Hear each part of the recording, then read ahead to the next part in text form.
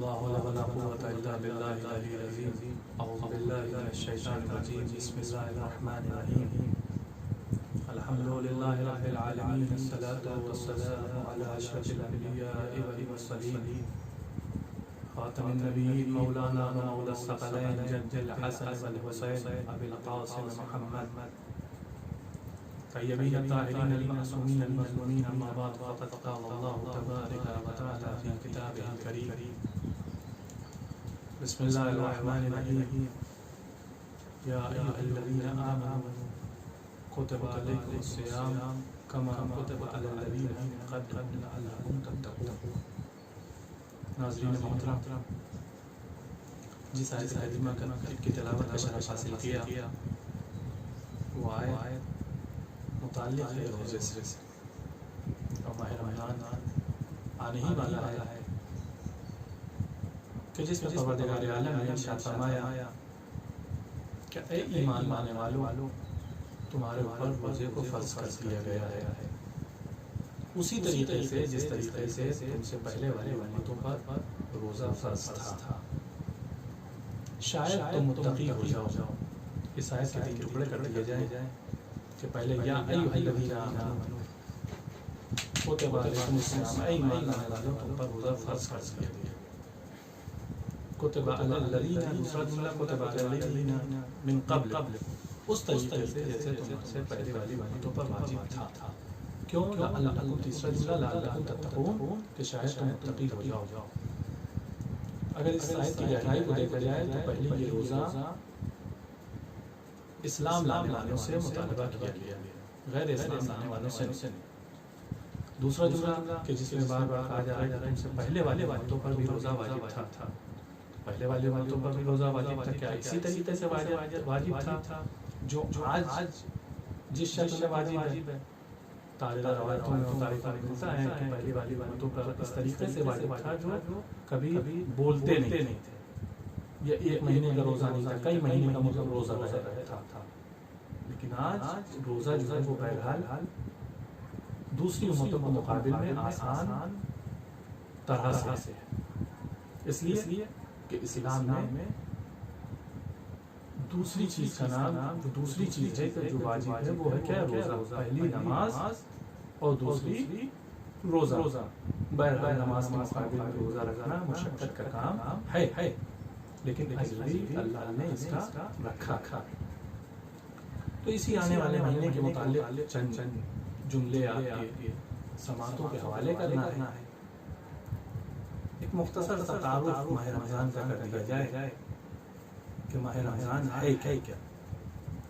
ماہ رمضان مبارک کا مہینہ کہ جس کا تذکرہ قرآن کریم میں نزول کے حساب سے کیا گیا ہے، کہ جس کا نزول کا تذکرہ بھی آیا ہے کہ مہینہ بہت ہی برکت ہے کہ جہاں انسان ہدایت ہے، جس میں قرآن میں تذکرہ کیا گیا ہے کہ ہدایت کی واضح روشنیاں.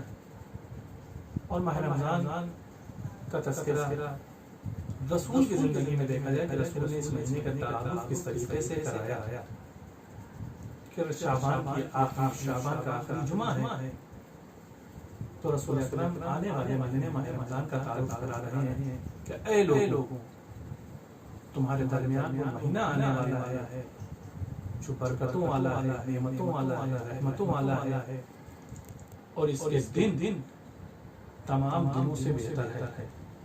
اس کی راتیں تمام راتوں سے بہتر ہے. اس کی ساعت تمام ساعتوں سے بہتر ہے. یہ مغفرت، یہ رحمت کا مہینہ ہے، اور یہ وہ مہینہ ہے کہ جس میں پروردگار عالم مہربان ہے اور بندہ مہمان. یہ بندے کے شرف کی یہ سب سے بہتر، سب سے بڑی چیز ہے کہ جہاں خالق اور مالک اور اس کائنات کا پیدا کرنے والا میزبانی کرے اور ہم جیسا گنہگار بندہ اور اب اللہ کا مہمان بن جائے. بندے کے شرف کے لیے اس سے بڑا اور اس سے زیادہ کچھ نہیں ہو سکتا کہ خالق و مالک میزبانی کرے اور بندہ گنہگار بندہ مہمان بن کر جا رہا ہے اس کے بارے میں. صرف ایسے نہیں رسول نے کہا بلکہ آگے فرمایا کہ اس مہینے میں تمہاری سانس تسبیح کرتی ہے اور تمہاری نیند عبادت میں تبدیل ہو جاتی ہے اور تمہارا ہر عمل قابل قبول ہے، لیکن صرف اس شرط کے ساتھ کہ تمہارے اندر خلوص نیت اور خلوص نیت پایا جائے۔ اور رسول نے صرف اتنا ہی آگے بڑھ کے کہا کہ جو انسان اس مہینے میں اگر مغفرت حاصل کر پائے تو اس سے زیادہ بدبخت انسان کوئی نہیں۔ یہ تو ایک بات۔ دوسری بات کہ اس مہینہ وہ ہے کہ جہاں پروردگار عالم نے کتاب ثابت کو بھیجا، جتنی آسمانی کتابیں ہیں سب اسی مہینے میں نازل ہوئی۔ ایک ایک کر کے میں بتاؤں گا کہ جتنی بھی کتاب اللہ نے نازل کی آسمانی کتابیں سب اسی مہینے میں نازل ہوئی۔ اور میں ایک جملہ اور کہہ دوں کہ جہاں ایک طرف اللہ نے یہ انتظام کیا کہ کتاب ثابت اس مہینے میں نازل ہوئی، تو وہیں اللہ نے ایک انتظام کیا کہ اپنی کتاب ناطق کی ایک کڑی کو اس مہینے میں اس دنیا میں بھیجا۔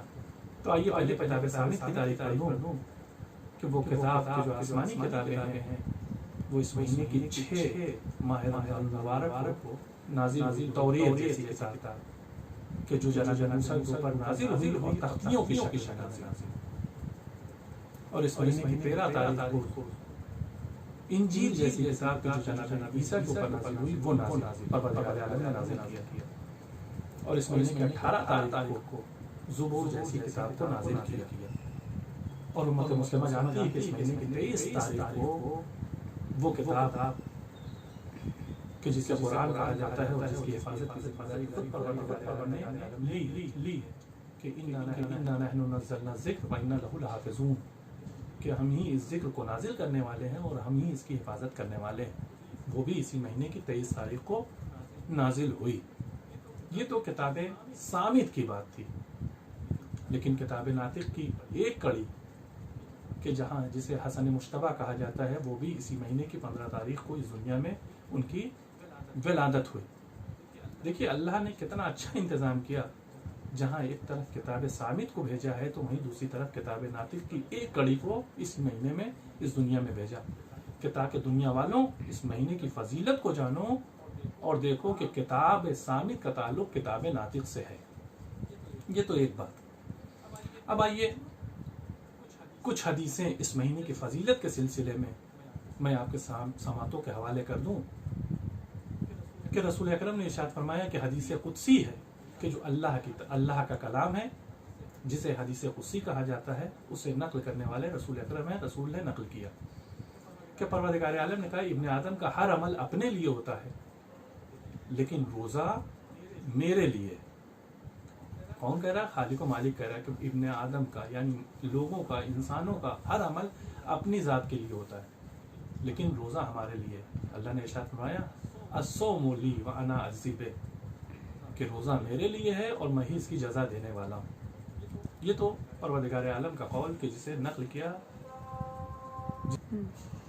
رسول اکرم کی دوسری روایت کہ روزہ یہ جو ہے وہ زکوٰۃ ہے بدن کی تعبیر کیا ہے، اس لیے کھانے پینے کے بند ہو جانے کے بعد تھوڑی دیر انسان کی زندگی جو ہے وہ مادیات سے الگ ہو جاتی ہے، اور انسانی فطرت کا خاصہ یہ ہے کہ جب مادیات سے انسان کچھ دیر کے لیے الگ ہوتا ہے تو اتنی دیر کے لیے روحانیت پیدا ہو جاتی ہے۔ 2 حدیث۔ تیسری امام صادق علیہ السلام نے کہا کہ روزے کے واجب ہونے کا سبب ہو سکتا ہے، روزے کے واجب ہونے کا سبب یہ ہے کہ مالدار حضرات جو ہیں وہ غریب کی بھوک اور پیاس کا جو ہے وہ کیا احساس کرتے ہیں۔ ایسے مالدار حضرات کو غریب کی بھوک اور پیاس کا احساس پیدا ہوگا، اور جب غریب کی بھوک اور پیاس کا احساس ہوگا تو پھر ان کے حال پر وہ رحم کرے گا اور اس کی بھوک اور پیاس کو مٹانے کی کوشش کرے گا۔ اسی قول کو دوسرے نظریے سے دیکھا جائے تو وہ فقیر کہ جو تنگ دست ہے، جس کے پاس کھانے کے لیے کچھ نہیں ہے، تو وہ انسان فاقے کے عالم میں ہے، تو خداوند عالم روزہ اس لیے واجب کر دیا کہ تاکہ وہ بندگی کر سکے اور اس کے فقر و فاقے کے اوپر اس کے بھوکے رہنے پر جو ہے وہ کیا خداوند عالم اجر دے سکے۔